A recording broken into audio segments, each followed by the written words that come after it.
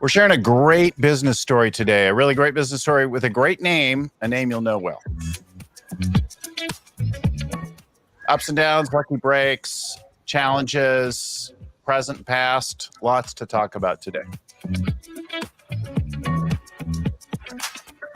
It's good to have your own theme song. Everybody, my name is Bill Gallagher, scaling coach and host of the Scaling Up Business Podcast. Our show comes to you every week, a couple times a week, with something to do to help you grow and scale your business. Lessons from our clients, from the authors, experts, gurus in the world of business growth and scaling up.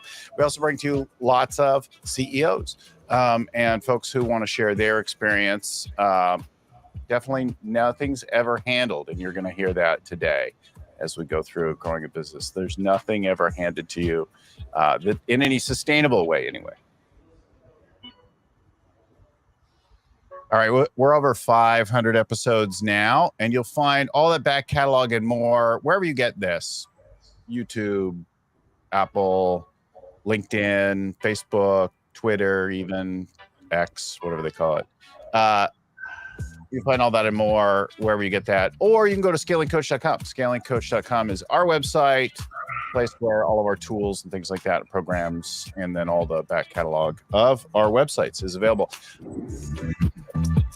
So with that said, I want to welcome a Gronkowski to the show. Chris Gronkowski comes from a family big in sports and business, and he's going to share with us some of his story and what's happening. Welcome to the show, Chris. Hey, thanks for having me. We're going to get into Chris's business. Obviously, you know the name really well. One of the Gronkowski brothers. He played for the several years in the NFL, Cowboys, Colts, Broncos. There's like a whole theme there with sort of cowboy and horse names. A pattern. His brothers all played professional sports. And so he did that. And then he founded a company called Ice Shaker, got funded by Mark Cuban and others, and has had his ups and downs. He'll share what's happening, the latest breakthroughs, and that kind of thing. We'll hear that as we get into later in the show. So excited to have you on. Chris, where are you today? Man, so I am in Dallas, Texas area. In a brand new house. So it's been 3.5 years in the making, and we're just getting into it this week. So didn't really have a spot to actually sit and record this. So I'm actually sitting upstairs, and there's a lot of commotion going on around here. I can hear it, and I can tell it's a brand new house because the little echoes and reverberations in the absence of a lot of floor covering and wall art and things like that. For sure. I hear them. How many kids do you have? There's four. So 4 kids. What are the ages? 6, 5, 3, and 1. Yeah, that's a special age. Plenty of family as well. So it's a little mayhem over here, but we're gonna have the holiday party tomorrow, so we got some family in town. Nice. So you come from 4 or 5 kids in your family?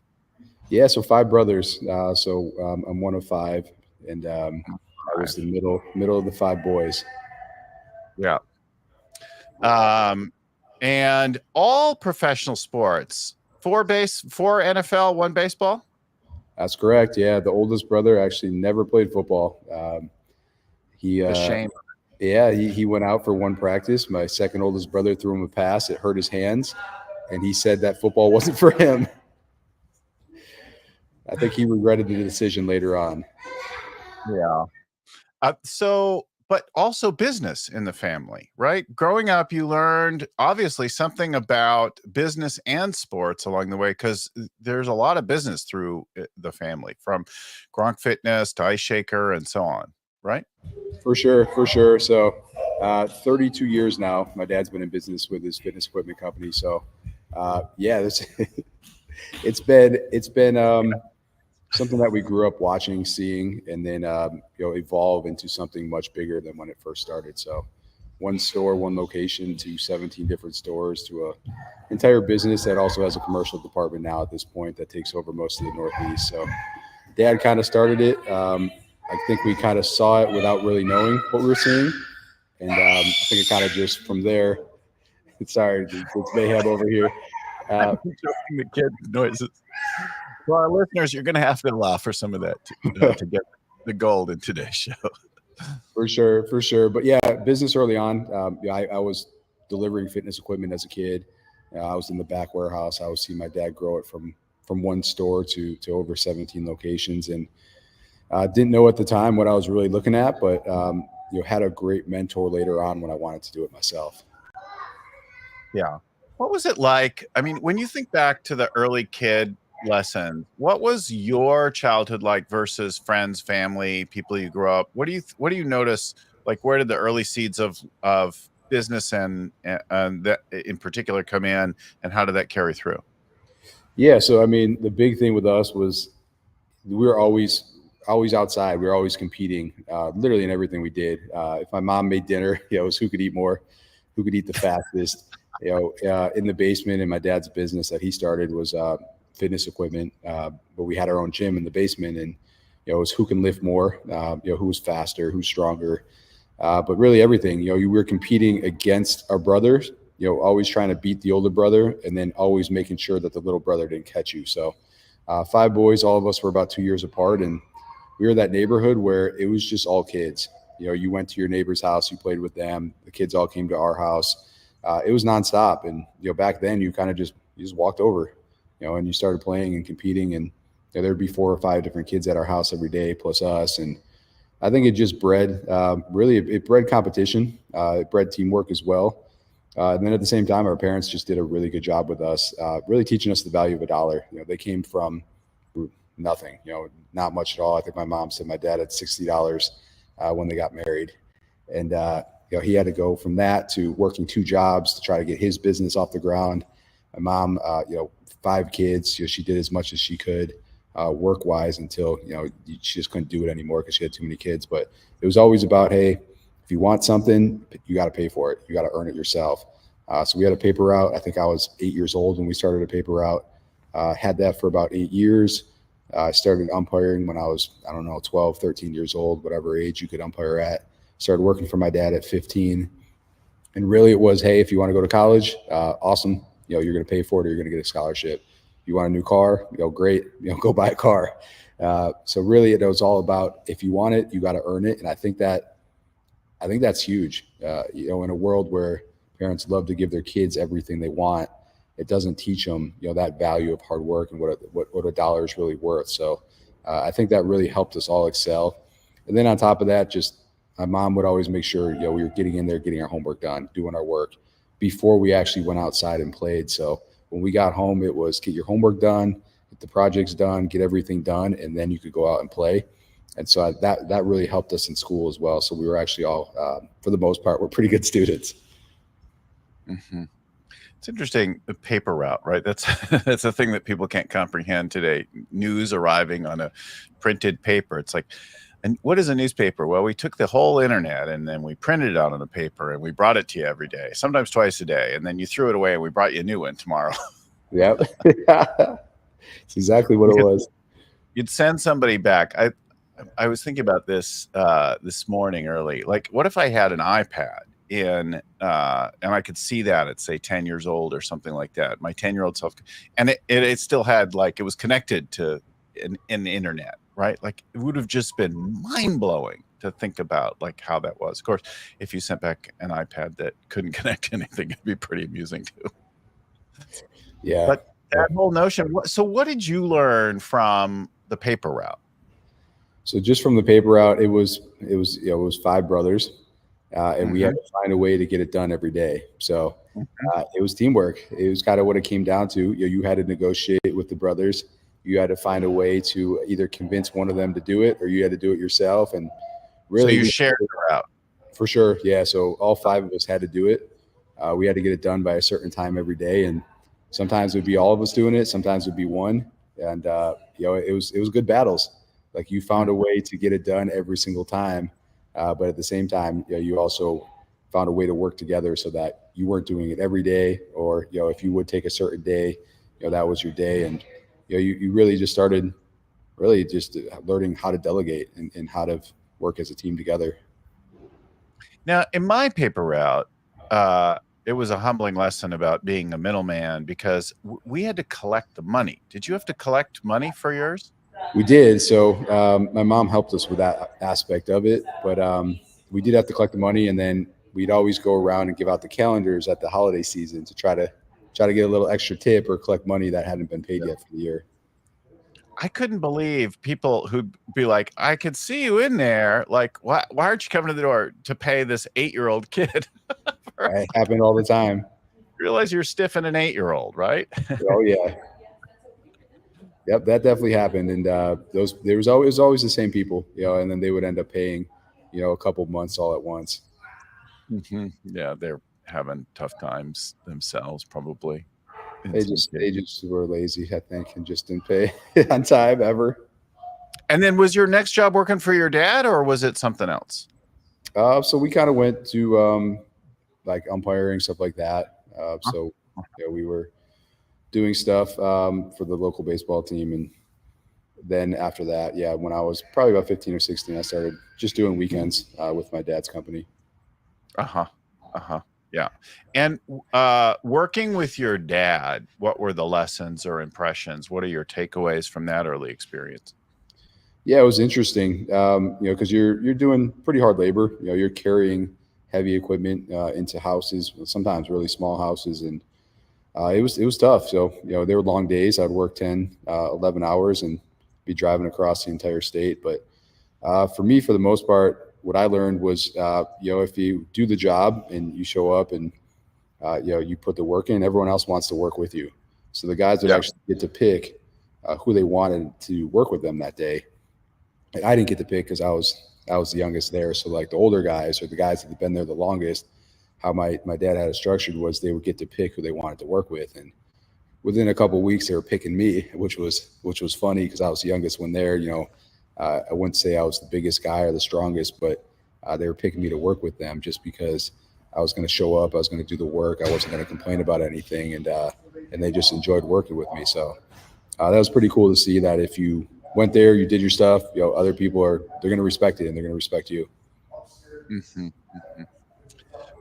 So you did go to college. You played some ball in college and you went on to the NFL. You obviously developed some habits and things like that. What do you think is really important from all that sports experience in business? A lot. Definitely learned a lot. Right off the bat, everyone's going to say teamwork. I would say it actually took me a little bit longer to realize how much it truly correlated. You go into a locker room and everyone knows the goal and the mission, and everyone's going to play hard because they know they're going to be cut the next day if they don't. And they know, like right from the bat, you've known your whole life that you're there to win a football game. And if you don't, it's a problem. Then you go into the business world and you start hiring people and you realize really quickly that they're not showing up to win. They're a lot of times showing up to be there, just collect a paycheck and get through the day. So, it really took me a couple of years and, talking to mentors and my dad and other people and sitting back and really thinking how we could make this a team and take it to that next level. And took me a lot of different ways to do that and figure that out and build the right culture. But definitely learned teamwork, then had to apply it in a different way. Just the hard work of every day, the everyday grind of being an athlete, definitely converted over. Waking up early, putting that work in, being there, long days, hard work. It's kind of the same thing. But really, I think the biggest lessons I learned playing sports was in college, and it was really time management. As a student athlete, it's one of those things where I say I don't think I could go back and do it again after I finished it. Your time's locked up all day, every day. You wake up, you're at mandatory study halls, you're at mandatory lifts, you're going to class. Right from class, you're going to workout or to practice. Then you're going to a mandatory dinner, and you're getting home and you have to study. And then all that time too, you got to actually be a college student as well and have some fun too. So if you can manage that and get good grades, and I ended up leaving school with A's and having a degree from the business school. But if you can do that, you've kind of figured it out. You know how to manage your time, and you're very good at it. And being an entrepreneur is the same way. It's these crazy tasks that you're never going to ever expect to do. And, next thing you know, you're figuring it out, you're managing your time. And you're multitasking as well. Just these crazy tasks that you never thought you'd do. You're now pulling off. So I thought getting through college taught me a lot about how far I could really push myself and how much I could really manage. Yeah, there's definitely something there about being smart with your use of time and how you blow time off and where you procrastinate and the whole world of that. So one of my favorite speakers some years ago was a baseball performance coach, and he's like not like a team coach, but like individual, like psychology type performance coaching. And he's like, the thing that separates the all players, and Major League Baseball players is like an infinitesimally small number, and even like the rank and file pro baseball players from the serious players is a tiny difference in actual hits and runs. And he said, so the key thing is dealing with failure and setbacks, and getting really great at it. What's your experience or thought about failure and setbacks in sports, in life, in business, and what's your sort of personal psychology around that? Yeah, for me, so I always go into it, and if you failed, but you truly did prepare to do it the right way, and you did everything that you could to win, but it just doesn't work out. It's completely different than going into it and knowing that you didn't put the effort in and then failing. So that's how I always looked at it. If I did prepare and I did everything that I needed to win and it just didn't work out, I'm fine with it. If I know that, and it's kind of like studying for a test, you didn't do the work, you go and you end up getting an F.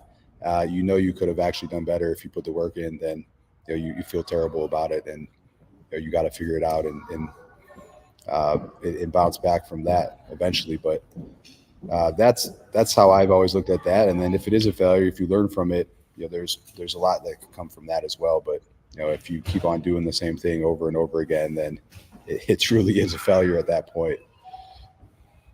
It's not working, but I'm still doing it. That's it. And you see a lot of people do that too. All right. So the business, NFL doesn't last forever, whether you have an extraordinary career or an okay career or whatever it is, right? At some point you're out. And the most common thing I think most people think about, they're like, okay, sports players are gonna any sport are gonna open a restaurant, right? If they develop a name. And today there's merchandise to be had. You founded a company called Ice Shaker. How did you get that idea? Where'd that come from? How'd that develop? What did it look like in the beginning? Yeah, for sure. So after I was done playing, I was actually working with my wife. She started a company my third season, 3 different moves. She decided that she didn't want to go for another job interview, so she wanted to find a way to work from home. So that ended up turning into a 5-year career for me, I guess. After I was done playing, hopped into that business, realized there was a ton of potential there, started putting some of the NFL money into commercial grade laser engravers and other equipment, and scaled it up and did really well with it, actually to the point where I was making more doing that than I was playing in the NFL. So 5 years into it, got a call from a friend. He asked me what I was currently doing, and I didn't really want to tell him that I was making wedding gifts, and it just didn't seem like it was me. So I kind of told him I was doing my own thing, and things have been good, but didn't really go into depth with them, and realized that that really wasn't my passion. If you don't want to tell someone what you're doing, it's for a reason. It's not something that you love, and I wanted to find that passion, which I knew was sports and fitness and working out and health. So I was still going to the gym pretty much every day at that point. And this idea just hit me. I had a plastic shaker. It was warm by the time I got to the gym here in Dallas. Took a sip of it, tasted awful, smelled awful, and it's kind of when it hit me. I just saw an opportunity to make something better, something that was insulated that could actually mix and blend powders. I actually went home that day, and I've thought of other ideas that I thought were good in the past, and you jump online and you find it really quickly, and you realize they're just not great at marketing, but this product's already out there. I thought that would happen with this product. It was so simple. The technology for insulation was out there. The technology for blending powders was out there. but no one had put it together. There hadn't been an insulated shaker bottle that had been made yet. So jumped at the opportunity and started working on this new side hustle project out of the upstairs of my house. And within 6 months had product and, just started hustling and selling it on the side. It's interesting. So you start doing it, and where did you get your first break? Where did you find any opening or success at all?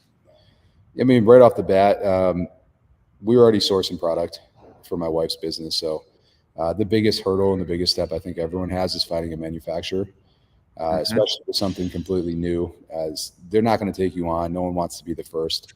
They don't want to spend the time and energy for someone to buy, 1,000 units and never reorder. So right off the bat, definitely got a break. Had to buy bigger quantities, but already had a manufacturer willing to make a product for us. So that was huge. And then, already kind of knowing that process too was a huge hurdle that most people just stop at.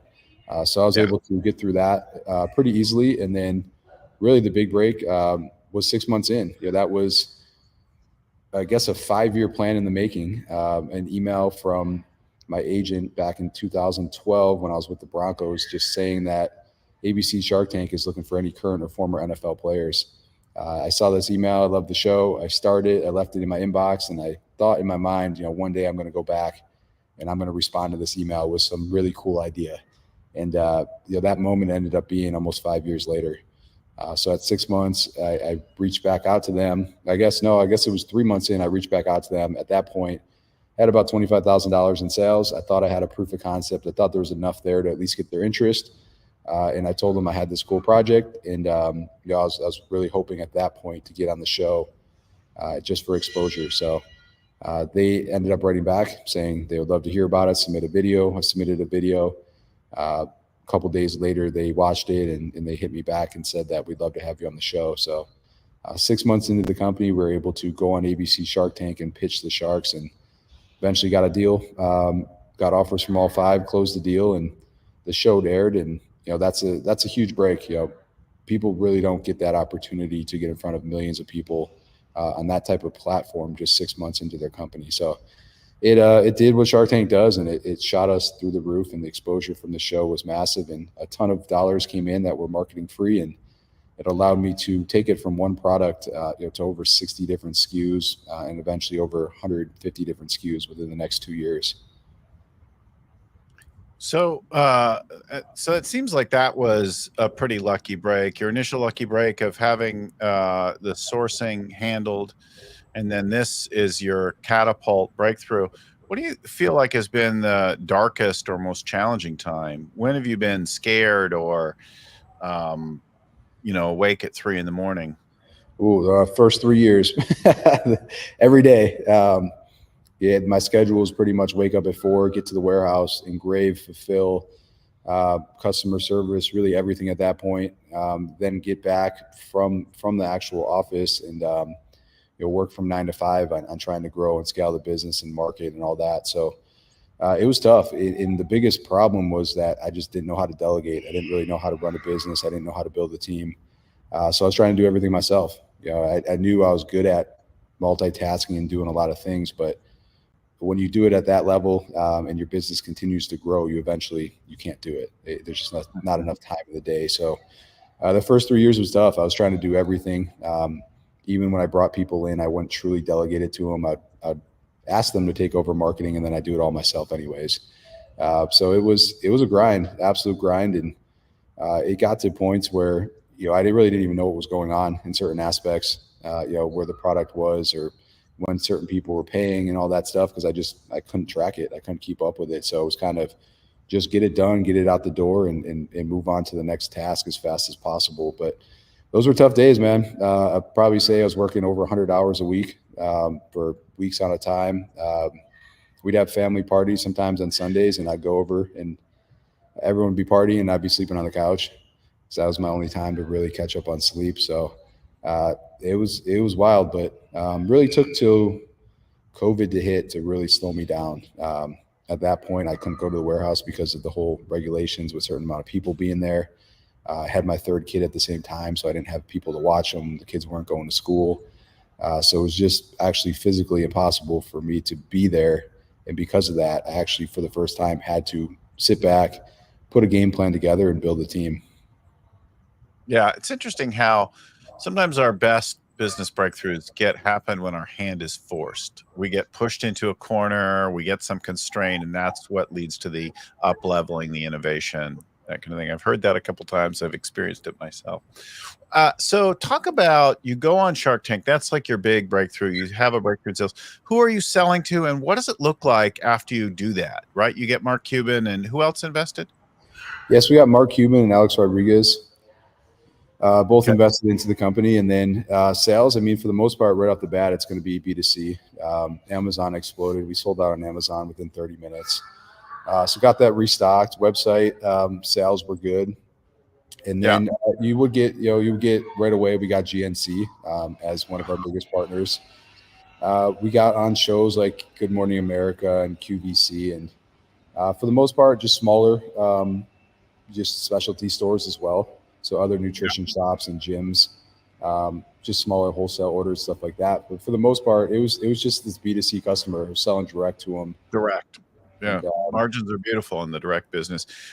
So you get QVC also in the mix. That can often be a huge deal. How was QVC, and what was I've sold on QVC a bunch. So yeah, we got QVC, I guess later on down the road. But with that, like more recently, I don't think it's as powerful as it used to be. From my understanding, their audience, unfortunately, is declining. So it wasn't as powerful as we hoped with them. And it's also the product you're pushing as well. I mean, you do the product, the time slot, a lot of things. Yeah, for sure. So it was good. I mean, it wasn't doing, hundreds of thousands of dollars good, but definitely great exposure. And anytime you're on TV, you're reaching a new audience that you would never reach otherwise. You're not going to reach them at a fitness show.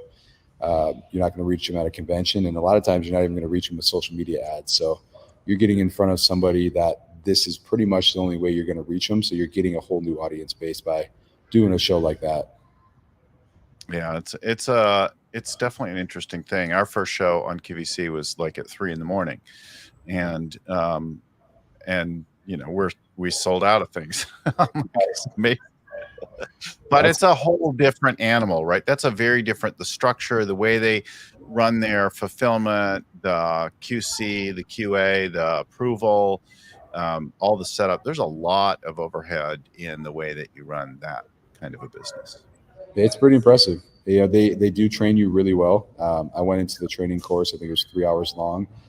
And I kind of went into it thinking, why? Like, what is the point of this? And I left and I felt like they actually did a really good job, and it was actually a great use of time. You learn a lot about their demographic and how to actually speak to their demographic. When you're selling a shaker bottle and you're talking about things that guys would normally talk about, you're not going to hit their audience, and you're not going to really sell. Translate. And they did a great job of teaching that. So hands off to them. I was actually impressed with the whole process. The Shark Tank thing. Did you end up working at all much with Mark Cuban, and what was that like? And what were your impressions? Yeah. So Mark's still a part of the company to this day. So it's been over 6 years now. He's definitely got a nice return on his money. That's for sure. And he still has his ownership as well. But Mark, going into it, he invested $75,000. He's a multi-billionaire. And so I knew if someone put money in like that they're going to be there to support, but they're not going to be there to, take over the company and really dig in deep. So I've been impressed with what he's done, though. He created a company called Mark Cuban Companies.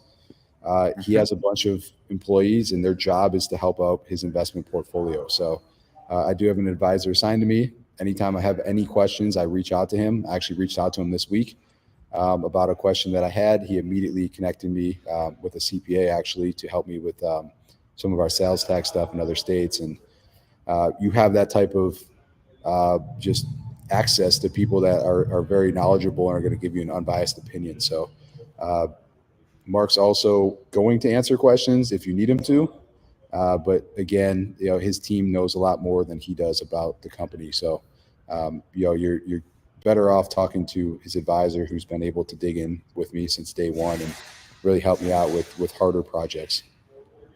I spent most of the day with Mark once, visited his stadium, arena, whatever it is, a nightclub, some things like that. My walkaway impressions were that and then, some Q&A and like a mix of business and social conversation. And he presents as really like unpretentious but he's also pretty focused and intense, like not, there's a reason why he's a billionaire. For sure. No, absolutely. He's he definitely wants. He wants his investment to do well. That's for sure. But he's not going to sit there and push me and question me on things that I do. How it seems is that he's there to help you live the American dream and make sure your company's doing well.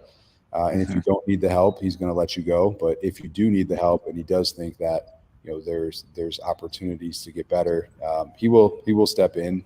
I know that they have stepped in with other companies that needed more help, and they are even willing to invest more money to help these companies stay afloat and get back on their feet. So overall, it's been an amazing experience, and I'm glad to say that he's a part of our company, and it's opened a lot of doors for us, and it's brought a lot of benefits as well. One of the other things that he does is, because he has this amazing portfolio of over 100 companies, he's actually able to go in and give us discounts on certain products that the portfolio uses. So it might be email marketing, SMS, it might be something like HubSpot or even shipping platforms like ShipStation. He's able to come in and just say, hey, we have 30 companies currently on this portfolio. I have 70 more that I can bring in. So you can help us out, with a discount as a group. And he's been able to get some of those for us. And, you don't realize it, but that saves you thousands and thousands of dollars, sometimes monthly at this point, that we're benefiting just from being a part of his portfolio. Being in any kind of network, right, is really useful. The relationships with unknown and unproven, and makes a big difference. What talk about the NFL licensing. We would think, I know you've got, tell us what it is and what you've got and how it took and like that kind of thing. You think, coming from the NFL, that'd be an easy thing, but it wasn't that, was it? No, it's tough to get it. The NFL is a big business, and they're very successful for a reason. So when you approach them, they're going to want to know how much they can make off your category, and they're also going to protect those categories. So approaching them with a bottle company, they already have multiple different licensors with bottles. So to bring me in, they're stepping really on the toes of these other partners that are doing very well for them already. So I reached out, and it was kind of like, we'll do it, but we'll give you a very small part of it, shaker bottles only. And at this point, we have everything from jugs to tumblers to sports bottles to shakers. So just being able just to get that would have been pretty tough. And they're also asking for 6 figures, in royalties up front. So, that's a steep kind of hill to hit. And also on top of that, like, you're bringing in product for 32 teams. That's a lot of inventory to carry right off the bat when you have to carry that many different SKUs for all these different teams. So we went to them, we tried, and then one of the suggestions from talking to other people was try to find someone that already has a license.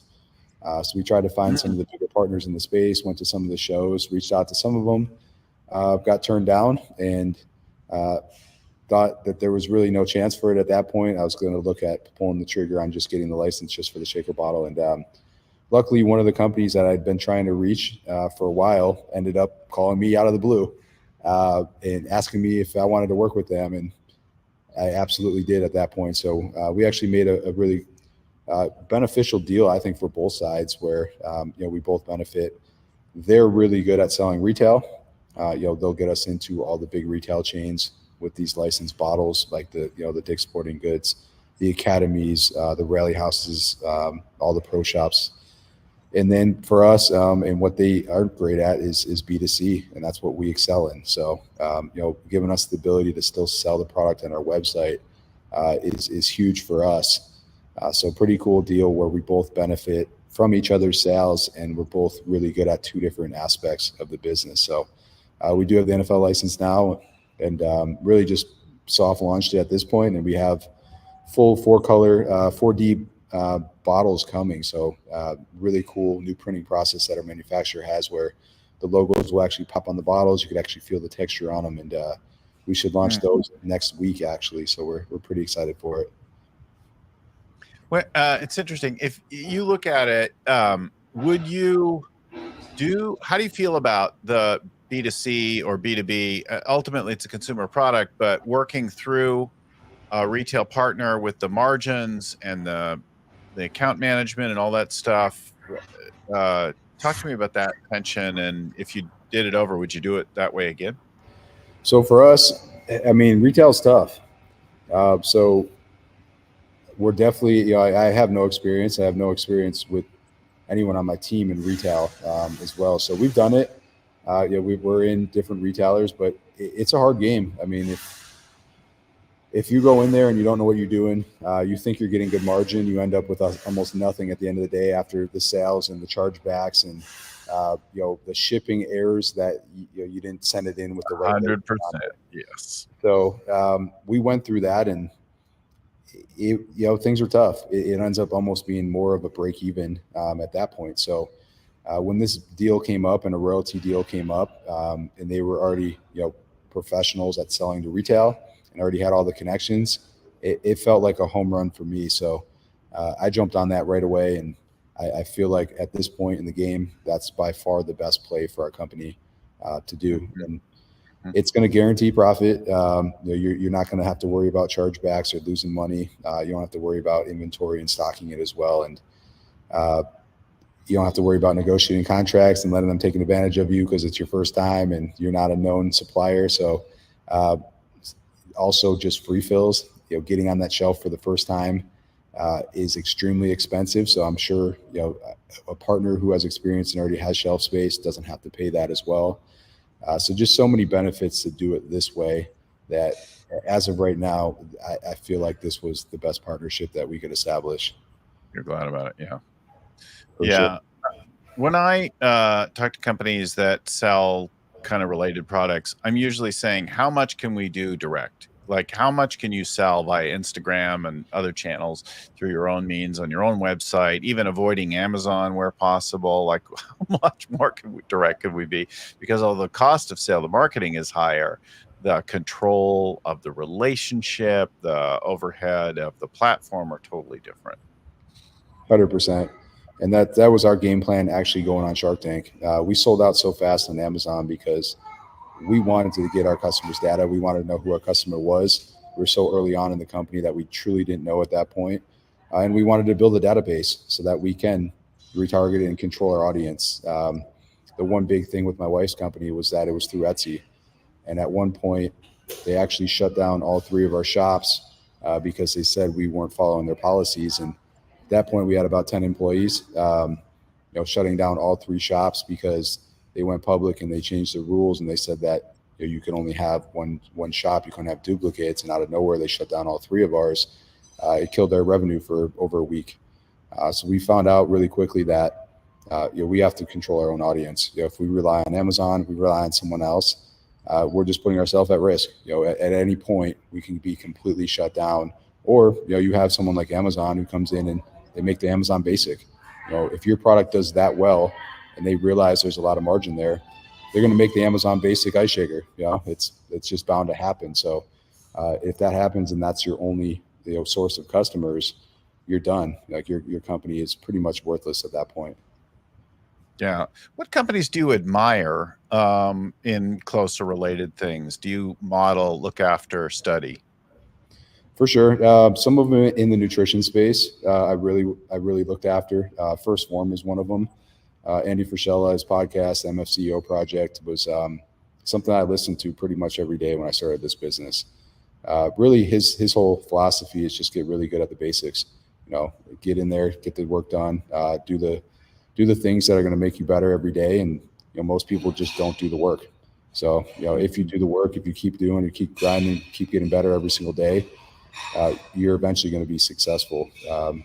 So it's awesome to watch them. They've grown to this massive company. I think they do close to $1 billion in revenue now at this point. And a lot of it is just really actually caring about your customer. One of his big philosophies was you can grow the fastest one person at a time. If you do a great job, one person tells another person, they tell another person, 2 goes to 4, 4 goes to 8, 8 goes to 16, and you multiply a lot quicker by word of mouth than any other way. So take care of your customers now, and they'll take care of you. It's kind of his philosophy on it. And, we really started digging into that. And you see it. You see, great returns from it. You hear people talking. And when they hear referral from someone that they trust, they're going to believe it, and they're going to come and they're going to buy. So we really bought into that mentality. And once we did, our sales really started taking off. And for a product that really isn't a reoccurring purchase, we have a great returning customer rate. In your category, I think about, or related, right? I think about Yeti for a quality product, insulated bottle cup, but